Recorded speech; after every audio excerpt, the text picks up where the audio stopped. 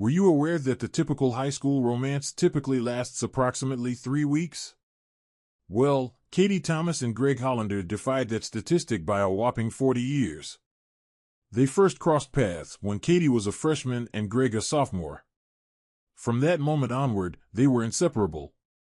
Indeed, theirs was a genuine, almost mythical love that endured the trials of time and remained untainted.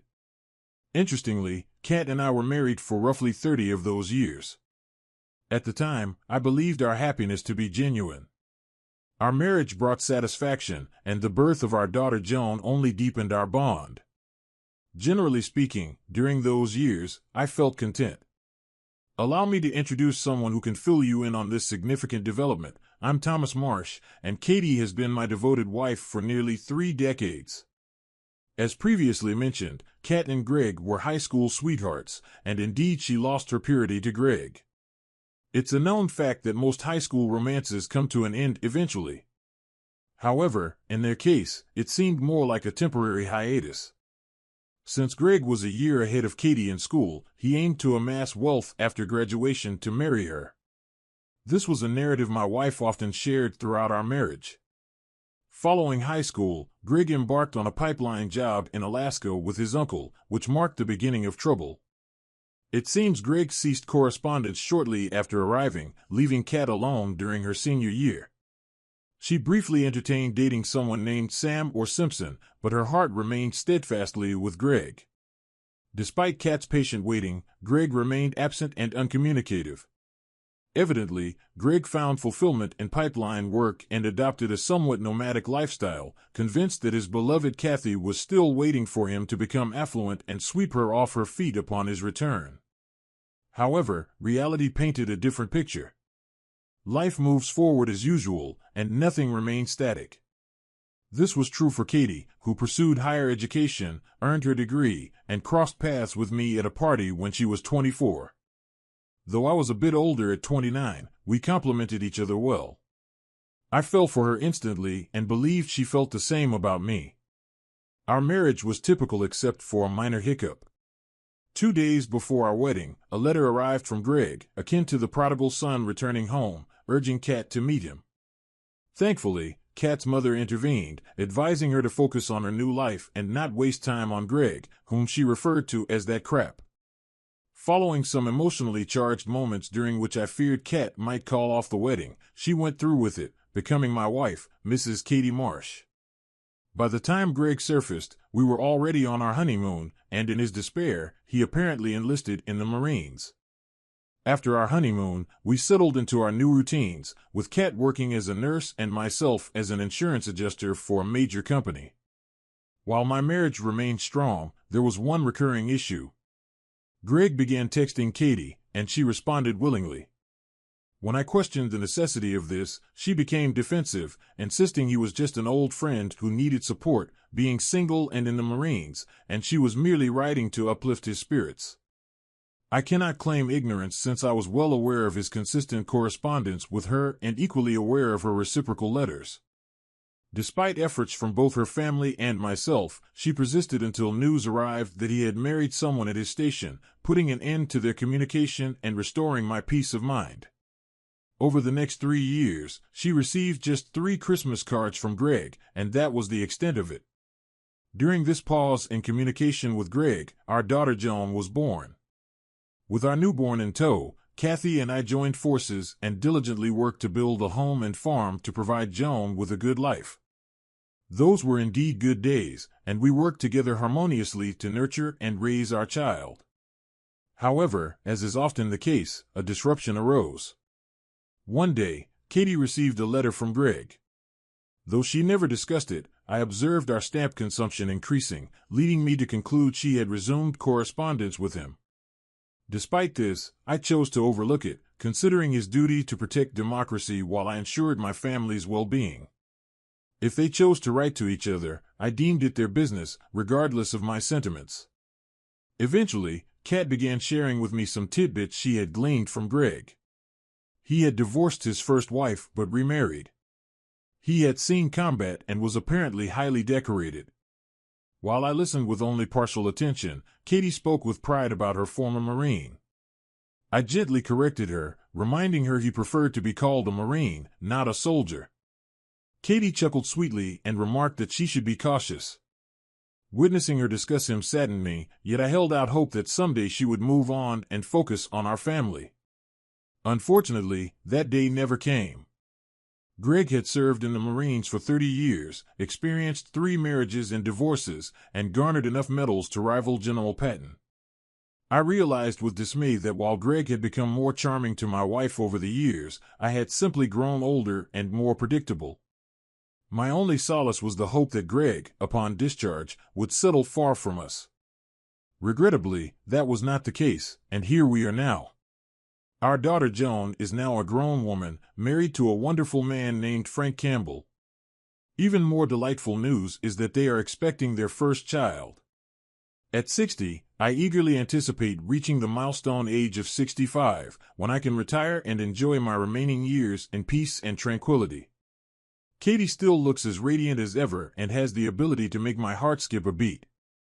Little did I realize that the peace in my life would soon be shattered. One Thursday, upon returning home, I found Kat dressed impeccably, informing me of a dinner reservation at 7. Initially perplexed, I searched my memory for any forgotten anniversary or birthday, only to realize that was not the case. So I went along with it, heading to our bedroom to freshen up in an attempt to match Kat's elegance. Dinner was fantastic, and the restaurant was crowded, leading me to suspect Kat had more on her mind than just enjoying the food. As we reached the end of our meal, I turned to her and said, "All right, now you can tell me. I'm in a good mood and won't cause a scene. One of my idiosyncrasies is that I never lose my temper in public. Working in the insurance industry teaches you to keep your composure in public, and that habit spills over into my personal life. Kat understood this about me over the years.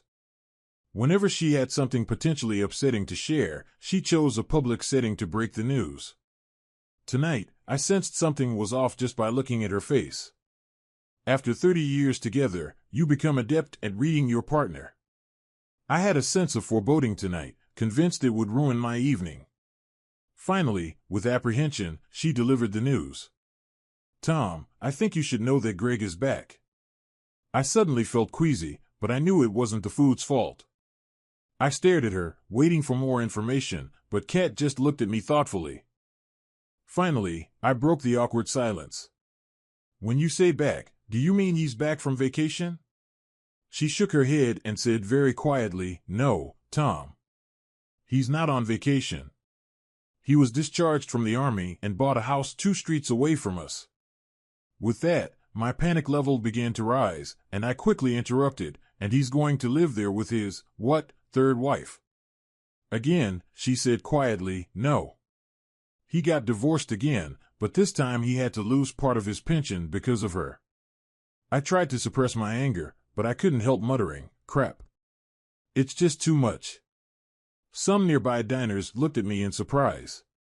My swearing wasn't because Greg had lost part of his pension to his ex, but because he'd moved closer to us, and I needed to understand his motivation for doing so. I became more assertive. "Katie, you haven't met Greg, have you?" The expression on her face answered my question. She didn't even respond when I asked my next question. "When and how did this happen, Katie?" She also looked a little down when she answered, "Yesterday. He stopped by our house to tell me that we are now neighbors." My heart was racing, and I continued the interrogation, very afraid of what I might find out. "Did you sleep with him, Kat?" Once again, her expression told me everything before she confessed. "I did it, Tom, but it's not what you think." I peered into her eyes and almost growled, "I believe, Kat, that my faithful wife slept with someone other than her husband. Now explain to me why this isn't what I think it is." "I did it because he needed me, Tom. When he approached me, he seemed so lost. He's struggling with anxiety or something about a divorce, and he needed me desperately. So I tried to help him. I love you, Tom, but I realize I still love Greg too." So there it was. My wife had slept with Greg, and he used PTSD and divorce as his way back into Kat's heart and her bed. I stared her down and spoke as firmly as ever in our marriage. All right, Kat. The damage is done. We can work through this and reclaim our lives, but you can't sleep with him again. Do you understand? She looked at me tearfully and said quietly but firmly, I can't promise that, Tom. I love him, and he needs me more than you. It was shocking to hear those words from her, but a public restaurant wasn't the place for our private turmoil. I signaled the waiter for the bill. 10 minutes later, we were in the car heading home when I pressed the issue again. Kat, how can you be with him knowing you have a husband? Have you forgotten the vows we made almost 30 years ago? Remember forsaking all others? She began openly crying and between sobs confessed, I'm sorry, Tom, but he needs me, and we found each other again. I can't bear the thought of losing him or you. I was at a loss for what to say or do to make her let him go. With a hint of frustration in my voice, I exclaimed, well, what then? Shall we take turns having days off? He gets you for New Year's, and I get you for Christmas? Stop it, Kat. You can't have two men. She stopped crying and gazed at me with a peculiar look. How about a break, Tom? Now it was my turn to feel embarrassed. What are you suggesting, Kat? She changed the subject. Listen, Tom. Remember about 18 years ago when you took a year off to pursue your master's degree? You did what needed to be done and then returned to your job, and everything was fine. I shook my head irritably. Kat, how can you compare me getting a degree that benefited the family and the company with your involvement with this guy, which only benefits the two of you? At this point, I pulled into the driveway and turned off the engine. Kat reached out and touched my face lovingly, making her plea. Tom, I missed my last year of high school with Greg, and if I had that year, we might not be facing the situation tonight. Give me this year, and we'll get rid of Greg, and I promise to be the best wife to you. I need this time, Tom. Please. I experienced a mix of emotions, sadness, hurt, shock, and depression. The urge to grab Katie's neck and squeeze until her eyes dimmed surged within me. However, I recalled stories about prison and how cuckolded husbands forfeited their freedom and property in fits of rage. I stated, all right, Kat. If this is truly what you desire, feel free to proceed, but it's crucial to note, don't expect my approval. And let me be clear, I don't wish to see or hear from you in any capacity for the entire year. Understand? Also, be aware that in a year, you may have no one to return to. I hoped that the strict conditions I set for her vacation might dampen her enthusiasm, but it seemed futile. She appeared deaf to my words after agreeing. After kissing my cheek, she expressed gratitude and assured me that I wouldn't regret it. I shook my head and conveyed that it was too late, and I already regretted it. That night, she desired closeness, but I chose to ignore her. The mere thought of her with Greg made me feel nauseous, and I couldn't bear physical closeness. As we prepared for bed, I grabbed a pillow and informed her I would sleep in the guest room. I noticed this deeply hurt her, and part of me was glad, hoping she might reconsider her plans. The following morning, I woke up, hoping that last night was merely an aberration and that Kat would have a change of heart in the daylight. I was mistaken. Upon entering the kitchen, I found her preparing breakfast, looking as if she just won the lottery. She smiled at me and gestured towards the calendar hanging on our wall. I couldn't help but notice that today's date, June 6th, was encircled by a thick black line. As I sat at the table, I contemplated the irony of this date. In 1944, thousands of soldiers and sailors fought to liberate Europe from tyranny, yet today I lost my wife to another oppressor. Katie seemed almost giddy as she served me breakfast, placing it in front of me. She said, I understand your concerns, my love, but a year from today, I'll return to you and be solely yours. I truly need this time to sort things out and clear my head, and I promise you won't regret it. She smiled contentedly at me before continuing, I called Greg this morning while you were still asleep and informed him about your permission for my vacation. He'll pick me up in an hour. With every word she spoke, my heart sank, but I felt compelled to give her another chance. Kat, you don't have to go through with this. I implore you to take more time to reconsider. You can't be certain that in a year you'll be free from him. Focus on freeing yourself from his hold and working on repairing our marriage. I ask you not to risk destroying what we have." She grinned at me with an air of superiority and spoke gently. "Tom, I appreciate the love you've shown by granting me this time. Trust me, I know what I'm doing. Our marriage will be even stronger when I return. Now I need to finish packing, honey, so finish your breakfast." With that, she exited the kitchen, effectively signaling her departure from our marriage.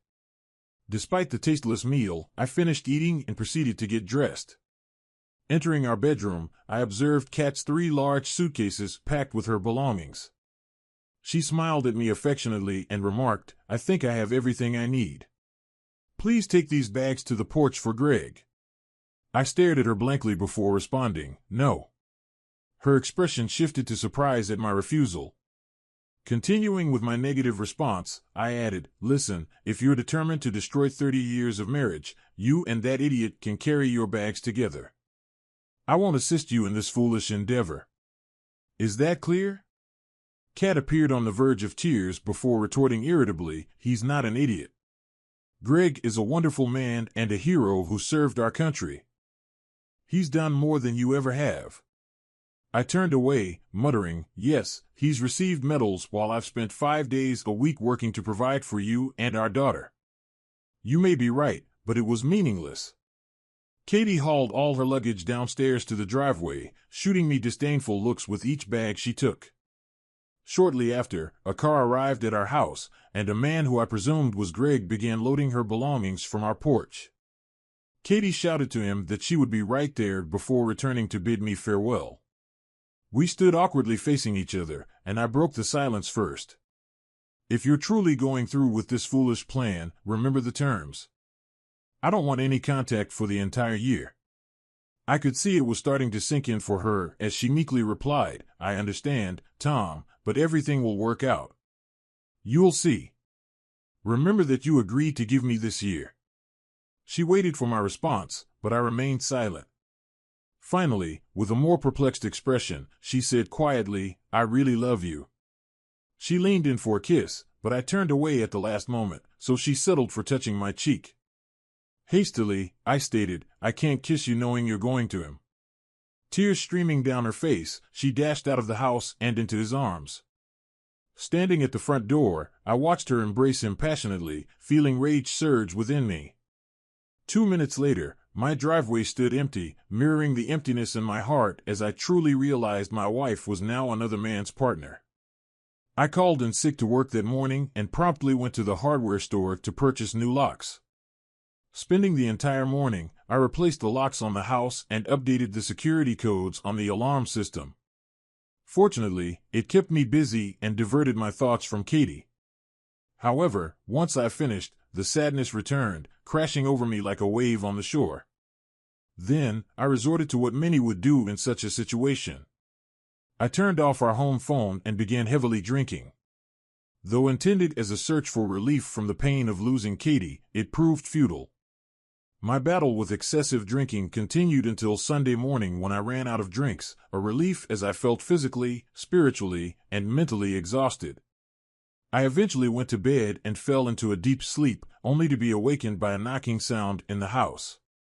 Groggily, I stumbled around trying to locate the source, which turned out to be my daughter Joan knocking on the front door. Upon letting her in, she appeared shocked by my condition and the pervasive smell of drinks throughout the house.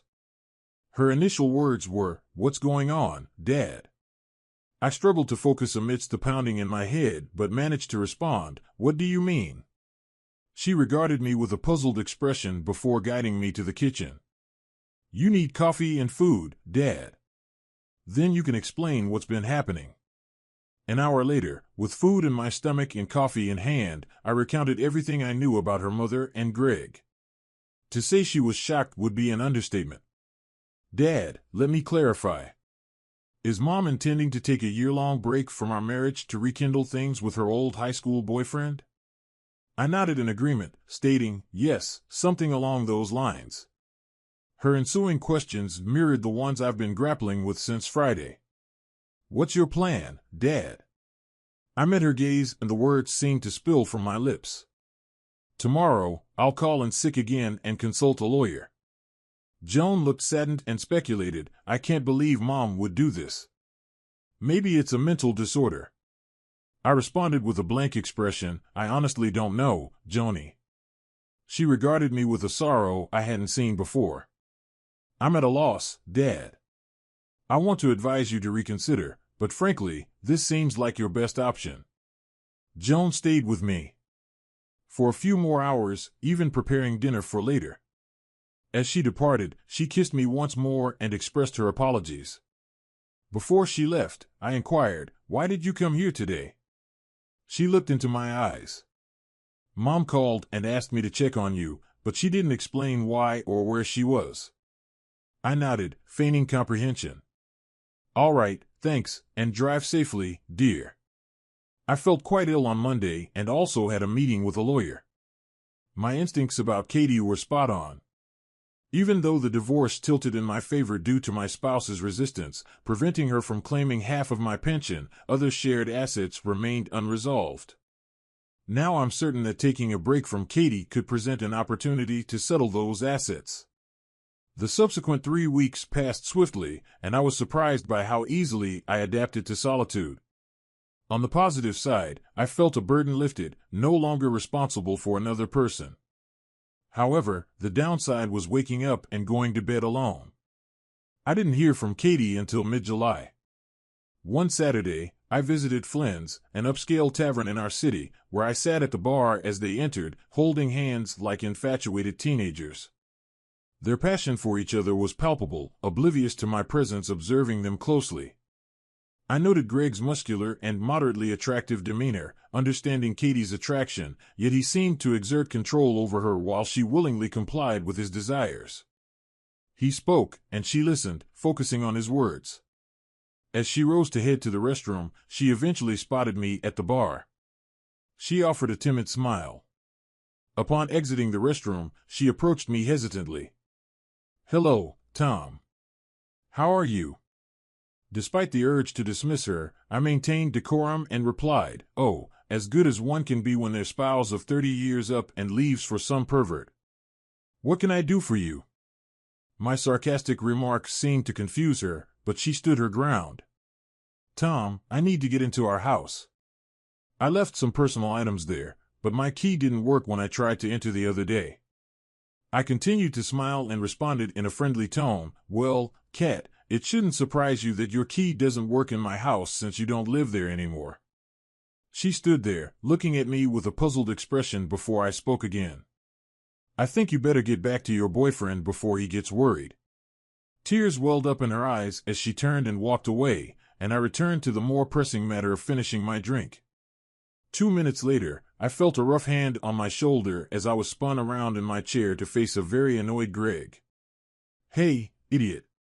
You made my woman cry, and I don't like it. I felt like he was gearing up to slap me, and my heart raced as I realized he could overpower me before help arrived. Summoning more conviction than I felt, I went on the offensive. You're talking about my wife, not your woman, and since you stole her, you have no say in our affairs. Smack me if you want, but consider the consequences with the cops. I could see the wheels turning in his head, knowing Greg wasn't the sharpest tool in the shed, but it spurred me to continue my verbal assault. Now you've got 2 options. 1, smack me and spend time in prison, or 2, get out of my sight and sit your foolish self down. My heart pounded wildly, and some part of my brain screamed, why resist? But I maintained a facade of bravery as Greg pondered his choices. Fortunately, at that moment, the manager intervened, asking about the commotion. Greg glared at him before grumbling, no problem, and retreating slowly toward Katie. 5 minutes later, they settled the bill and left. Driving home that evening, I pondered what personal items Katie wanted from the house and resolved to find out. I spent about 3 hours fruitlessly searching until I uncovered boxes beneath her bureau. Underneath them lay letters from Greg addressed to Katie. As I read them, it became clear to me that this affair with Greg had been in the works for years. One letter, dated 5 years earlier, read, "It's comforting to know you still miss me." When I return, we'll be together. You'll have to find a way to rid yourself of your weak husband. Reading through them all felt akin to flipping through a cheap novel. Many detailed his plans concerning Kat or reminisced about their high school days. By the time I finished, life sans Kat had become noticeably simpler. I didn't hear from Kat until September 1st, my birthday. Upon returning home from work that day, I found a covered dish and a birthday card on the porch. Bringing them inside, I discovered she had prepared my favorite stew. The card wished me a happy birthday, with a note inside reading, "Tom, I know we're not supposed to communicate, but I couldn't ignore your birthday. I dream about us every night, and I know that by the end of this year, I will be yours, and he will be gone. Please never stop loving me or abandon us. Kat." My daughter Joan had been keeping a close eye on me since Kat's departure and called me on my birthday. After some small talk, she finally revealed the real reason for the call. "Dad, you know my due date is in 3 weeks, right? How could I forget the birth of my first grandson?" "Yes, I know, honey. You and Frank must be worried." A brief pause alerted me to a potential problem. When she continued, "Dad, Frank and I had dinner with Mom and Greg. Mom wants to be there when my baby is born, and she wants Greg to be with her. I know you and Mom agreed not to communicate for a year, but could you make an exception for me just this once? Please?" Learning that Joan and her husband had dined with them surprised me, but I wouldn't spoil the birth of her first child. "All right, Joan. She can come, and she can bring him if necessary." Joan promptly corrected me. "Dad, stop with the name calling. He's not such a bad guy, and he makes Mom happy. I haven't seen her this joyful in years." I was stunned, then anger surged through me as I retorted, "Your grandmother called him names years ago. Nothing has changed. First, you're all dining together. Now you're defending him. I don't know what he's up to, but he's slowly tearing my family away from me. Just out of curiosity, when are you going to start calling him Dad?" She spoke quickly, regret evident in her voice. "Dad, I'm so sorry. I didn't mean it like that. I can imagine how you feel, and I'm truly sorry." I interrupted her apology and said coldly, "It's okay. Forget about it. Listen, I have something in the oven I need to attend to. Behave." She said she loved me and hung up. It was probably then that I realized my life would never be the same, and it was time to resist. Firstly, I began liquidating my assets to reduce my net worth. Secondly, I shed my fear and re-entered the world. The next days were stressful. First, I received legal advice on asset management from my lawyer. Then, I obtained self-defense insurance in the form of a stun weapon, prepared for any altercation with Greg. Thirdly, I booked a trip to Vegas in October. And fourthly, I sought companionship online, hoping to find a woman my age seeking a stable, long-term relationship. Regarding my possessions, I have the option to utilize them or bestow them to others. Since my spouse doesn't reside with me, it appears to be my responsibility to decide how to divide our belongings. What intrigued me about the situation is the significant flexibility it granted me in shaping my future plans. During Joan's childbirth, I was at my workplace, and my secretary answered the phone. It was her husband, Frank, bursting with joy to inform me that I had become a grandfather. I extended my congratulations and promptly made my way to the hospital. Upon arrival, I located Joan's room and headed straight there. Approaching the door, I overheard her conversation with Katie. "Mom, what you and Dad are doing seems utterly pointless. Do you truly want to lose him to Greg?" Katie's voice was reassuring. "Don't fret, Joan. I won't lose your father. His love for me is too strong for him to ever leave. Besides, what I share with Greg now is incredible. It's difficult to articulate, but every day feels like high school, only better now that we can be together physically. He treats me like I'm his princess, and he sweeps me off my feet every night. I've never experienced such incredible closeness in my life. I'll genuinely miss this when I go back to your father." Joan's voice dripped with disdain. Mom, I don't want to hear about your bed life with Greg. I acknowledge he's an exceptional man, and you two seem perfectly matched. But I want my child to have grandparents who are together, not separated or arguing. Please, Mom, you need to return to Dad, and you'd better do it before it's too late. He might be dull and predictable, and definitely not in the same league as Greg, but Dad will always be there for you. Greg is undoubtedly a catch, but all ships sail eventually. On the contrary, Dad is a steady presence. He won't abandon you if you do everything right. If necessary, beg him on your knees, but convince him to take you back.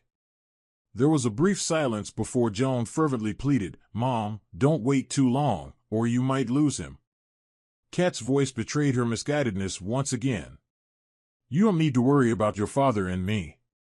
When I'm done with Greg, he'll welcome me back with open arms. Joan's voice held a heavy dose of skepticism. I understand you think you know Dad, but I've seen and spoken to him, and he's changing. And not for the better, it seems. He appears bitter and more distant since you left. Are you really willing to risk our good 30-year marriage for your high school sweetheart? Having heard enough, I seized the opportunity to enter the room and exclaimed with a forced smile, Hey, Mom. Congratulations on your new son. You two must be thrilled. I went over and embraced Joan, pointedly ignoring Katie. It was immature of me, but it seemed easier at that moment. Katie shot me a dirty look, but Joan beamed as she asked, Have you seen him yet, Dad? I shook my head. No, sweetie. I just came to check on you. Eventually tired of the insults, Katie intervened in a less than friendly tone. Hello, Tom. How are you? I glanced at her for a moment, then redirected my focus to Joan, inquiring about the birth and the baby's name. At the mention of the name, Joan's face lit up, and she exclaimed happily, Frank and I both agree. We want to name our baby Thomas after you, Dad. At this, Katie solemnly excused herself, stating she was going to see the baby. Once she left, I took Joan's hands and spoke in a serious tone. Joan, you know your mom and I probably won't reconcile. I could see my words hit her hard. No, Dad. I don't believe that. She'll come to her senses soon and come back home. My eyes welled up as I continued, Baby, I now realize I was never enough for your mother. Something will happen soon. Shock and disbelief crossed her face. What? I smiled sadly. In the near future, I'll begin divorce proceedings after I sort a few things out. Tears filled her eyes as she spoke. Oh, Dad. I told Mom she should plead for you to return, but it's too late now, isn't it? I nodded in agreement. Yes. I won't be able to reconcile with her. The memories of her betrayal would be too much for me. But please, don't say anything to her yet, all right? She nodded and drew me in for a kiss. We chatted for a few more minutes about various topics, purposefully avoiding any mention of my wife or her lover. Finally, I promised to return the next day and left her to admire the baby. Navigating to the children's ward, I found my grandson among numerous other babies. I was struck by how small and precious he was, realizing the beauty in the moment. Frank approached me, standing between Katie, Greg, and myself. With a smile, he handed me a cigar. Here, Dad. Smoke to celebrate. I tucked the cigar into my pocket and gave Frank a pat on the back. I'll save this for later, son. Thank you. Watching my wife and her lover holding hands like teenagers made me feel nauseous. Listen, Frank.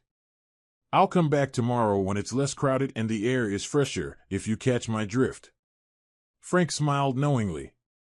I completely understand, Dad, and I don't blame you one bit. As I prepared to leave, Kat timidly called out to me. Gosh, Tom. It feels like just yesterday we were bringing our baby home, and now it's surreal that our baby has one of his own. Time flies, but it flies too fast. I glanced at her, still hand in hand with Greg, and left the room without a word. She looked puzzled as I left them standing there. October arrived, turning out to be my best month since Katie's departure. I ventured to Vegas with the intention of hitting the tables and losing as an excuse to diminish our shared assets. However, what made the trip truly enjoyable was the woman I encountered there, Miranda. A mature woman around 50 surprised me with her continued profession, explaining that many men seek an older woman, and in my case, she was right. Miranda was pricey, but she made me feel more alive than I had in years. For the first time since Katie left, I didn't really miss her at all. Miranda was skilled both in and out of bed, and she showed a genuine interest in me, probing for details about my soon-to-be ex-wife and her new partner. Before the night concluded, Miranda knew as much about me as I did. Moved by my story, she gently caressed my face before departing. "Tom, I've only known you for a few hours, but I feel compelled to tell you something. You're a good person, and that's a rare find. Believe me, as I've seen and been with thousands of men, I can count on one hand those I truly liked and respected. You're one of them. Your wife has no clue what she's letting go of. However, don't let her actions and foolishness change who you are. And if you ever find yourself back in town, give me a call because I'd love to see you again." Miranda and my Vegas trip left me more bewildered than when I first arrived. Mulling over Miranda's words, I came to the realization that she was correct. Despite Katie's 3 decades of being a devoted wife and mother prior to her betrayal, I was set on seeking vengeance. No, I refused to let this marriage leave me broken.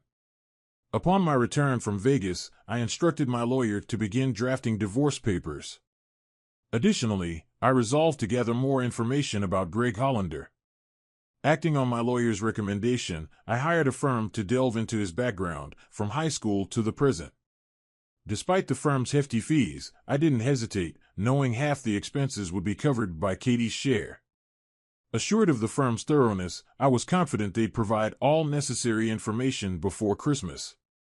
I also broached the topic of transferring to a branch office of our company with my boss.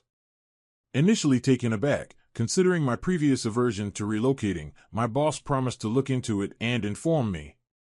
Thanksgiving loomed as the next obstacle I had to confront. Joan called me about a week before the holidays to invite me to dinner with them. When I inquired about her mother and her companion's presence, she hesitantly confirmed they would be there. Upon hearing this, I firmly declined and ended the call. Surprisingly, my brother-in-law reached out to me subsequently. Frank called my office and requested a meeting. We agreed on a time and met at a conveniently located bar in the city center for a quiet drink. That evening, I noticed Frank was agitated. After exchanging initial pleasantries, I ordered 2 double scotches, sensing something was bothering my son-in-law. I sat back and listened as Frank confided in me about what was happening with my wife and daughter.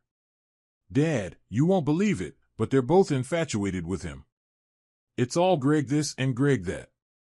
You'd think he was the guy from the beer commercial, the most interesting man in the world," Frank said before taking a sip of his drink. I was surprised by his frankness and began to wonder why he had come to persuade me to attend Thanksgiving. I needed to understand, so I asked, "Do I understand correctly, Frank, that you don't approve of dear Mr. Hollander?" Frank looked at me with evident anger. "Dad, this man is arrogant, self-centered, selfish, and worse. He's so in love with himself that I can't fathom where he has any room left for Katie." Realizing his outburst, his expression shifted to one of remorse, and he quickly retreated. "Sorry, Dad. I didn't mean to disrespect." I reassured him with a smile. "No worries, son. Don't be offended. When did you start calling her Katie instead of Mom? You seemed devastated when she left you. Since then, I've lost all respect for her. Now I was curious. Why did her departure affect you, if I may ask?" His face flushed with anger once more. "I'm sure you noticed during the time I was with Joan that I never discussed my parents with you guys, and I appreciate that you never inquired about them. The truth is my mother cheated on my father. After that, they split, and my father never recovered. He drank himself into oblivion, and my mother died in a car accident with her lover. I despise cheaters, and now that Katie has become one, I can't stand her anymore. I'm pretending for Joan's sake, but I'm worried. I had never heard about Frank's parents before and empathized with his pain. Yet I was also intrigued by his apprehension. "Frank, you mentioned being worried. What's on your mind, son?" He took a deep sip from his glass, ordered another, then turned to me. "I might upset you with this, but you asked. The saying like mother, like daughter worries me. If Katie has turned into a cheater and keeps praising it to my wife, how long before Joan gets tempted to stray too?" My eyebrows lifted at his concern. "I see where you're coming from." I joined him, taking a contemplative sip of my drink, pondering my next steps. "Listen, Frank, don't lose hope. I have some surprises up my sleeve, and I think things might start to change in the new year. Also, strictly between us, I've got plans to make it a good Christmas for you and Joan, but not so much for the others, if you catch my drift." Frank's smile emerged for the first time since we sat down, and he spent the next 15 minutes trying to pry information from me, to no avail. As we wrapped up our meeting, I smiled again. "Aren't you forgetting something, Frank?" He looked puzzled. "What, Dad?" I put a hand on his shoulder. "Shouldn't you try to persuade me to be a big boy and attend Thanksgiving?" Frank's smile widened. "Oops, okay. Will you come to Thanksgiving, Dad?" I shook my head in response. "No, but I appreciate the invite." Joan called me twice more before Thanksgiving, pleading for my attendance until I finally put my foot down. "Look, Joan, when your mother left me back in June, I made it clear there'd be no contact for a year. She wanted to end our marriage. I've already broken that rule once for little Thomas's birth, but I won't break bread with them. Is that understood?" The holiday arrived, and I had a frozen dinner. I felt lonely and sad, but it beat watching Katie and Greg exchange looks. December arrived, bringing with it the looming prospect of another family holiday. I dreaded it, but I knew it'd be the last one I'd have to endure. December turned out to be eventful. Firstly, the company offered me a position in Spokane, Washington, starting in January, and I accepted. Secondly, the private investigator's report on Mr. Hollander came through, and it was revealing. Apparently, old Greg had a history of infidelity, with 3 ex-wives divorcing him for infidelity. He also had children from women other than his wives, for whom he paid child support. Furthermore, his last wife received half his pension in the divorce, and he was demoted from an E8 to an E6 in his final year in the Corps. In short, his financial and moral standing appeared rather dubious, if not downright dismal. The latest positive development is that Katie will receive her divorce papers on the first business day after Christmas. Now the old holiday spirit was coursing through me. I phoned Joan to discuss Christmas plans, and once again, she pleaded for a true family gathering. When I inquired about Greg's attendance, Joan became irate. "Dad, you need to accept it. He's part of our family now, whether you like it or not." I cut her off abruptly. "You're right. I don't like it, but for the child's sake, I'll be there." Joan appeared genuinely pleased as she exclaimed, "Thank you, Dad. This will make everyone so happy." I doubted that would be the case, but who was I to spoil the fun? 2 days later, upon returning home from work, the phone rang, and instinctively I answered, "Hello." The line remained awkwardly silent, and I almost hung up when a voice finally responded. "Tom, it's me, Kat." "What's wrong, Kat? Are you hurt?" Her voice sounded hesitant. "No, I'm fine, Tom, but I wanted to thank you for agreeing to come for Christmas. I realize now how much I've hurt you. We've never spent a holiday apart in 30 years. I was miserable at Thanksgiving without you, and I've been reminiscing about us so much lately." I cut short her nostalgic trip. "Well, Katie, I'm glad to hear you reflect on us. However, I must remind you that when you initiated this separation, I insisted on no communication between us. I made an exception for Christmas Day, so I believe we should end this conversation now. Goodbye." After hanging up, I felt awful. I had never spoken to her so harshly in our entire 30-year marriage. But as guilty as I felt about my words, it didn't compare to the day she left me. The month passed slowly, allowing ample time for Christmas shopping. I made sure to buy gifts for everyone. Additionally, I packed belongings for my new job and rented a car for the cross-country drive. I also conversed with a helpful woman at my new office who informed me she had selected a few well-appointed furnished apartments near the office. The pleasant surprise was she would personally show them to me upon my arrival in Spokane. Yes, everything was falling into place for me. Arriving at Joan and Frank's on Christmas Day, I discovered Katie and her partner had already arrived. Joan warmly embraced me, commenting on the surprise, before returning to dinner preparations.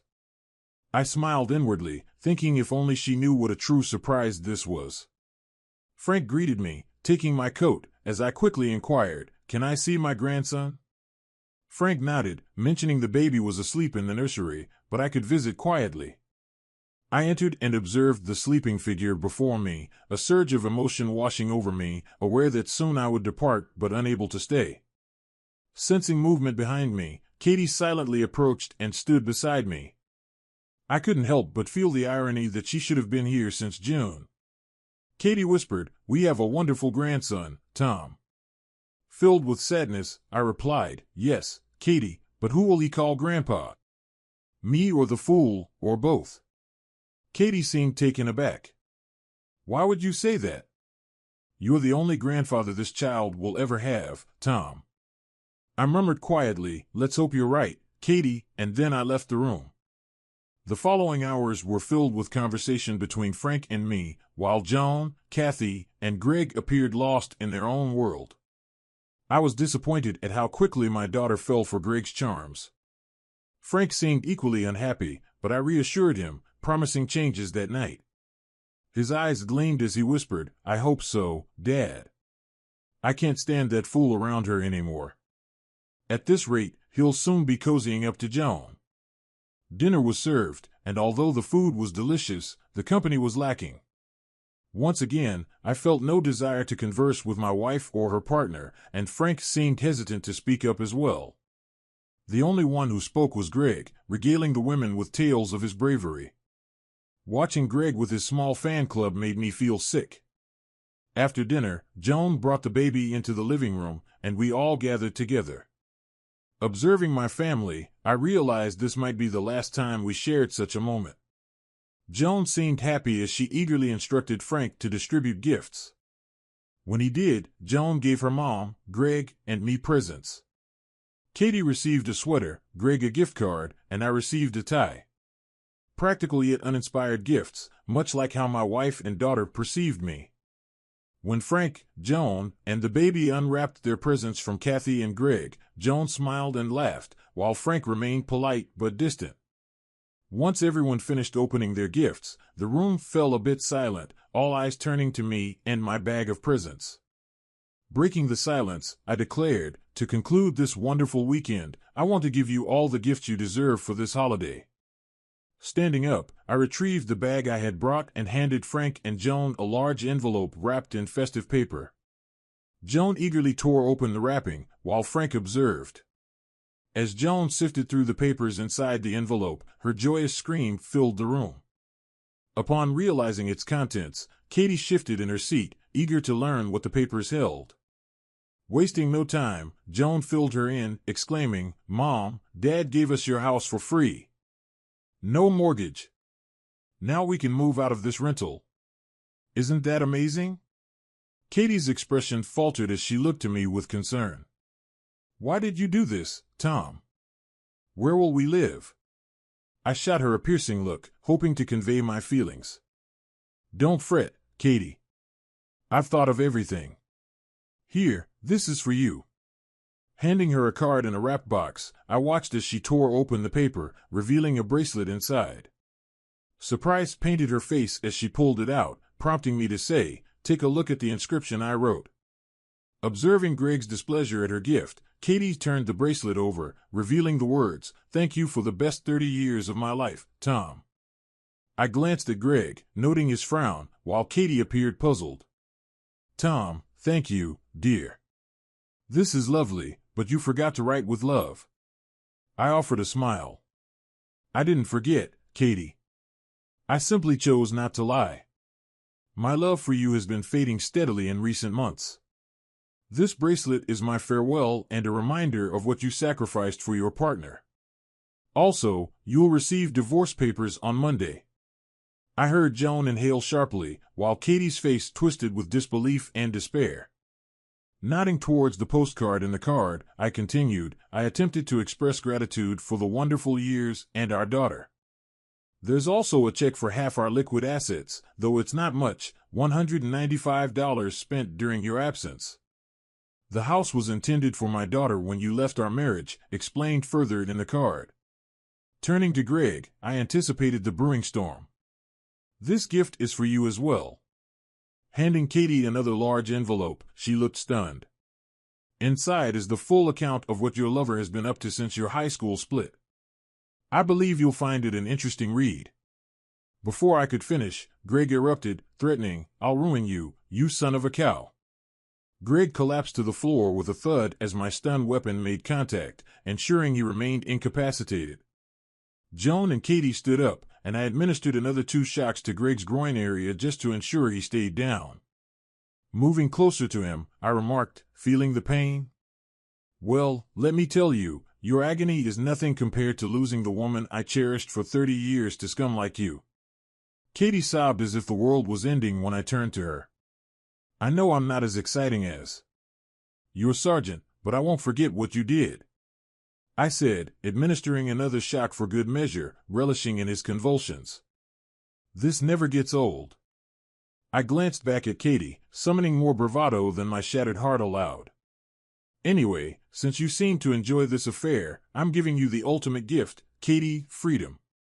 Now you can live your life, being pampered by day and entertained by night. Perfect for a traitor like you, isn't it? Katie struggled to speak, choking out, No, it wasn't supposed to happen like this. I was going to come back to you in June, Tom.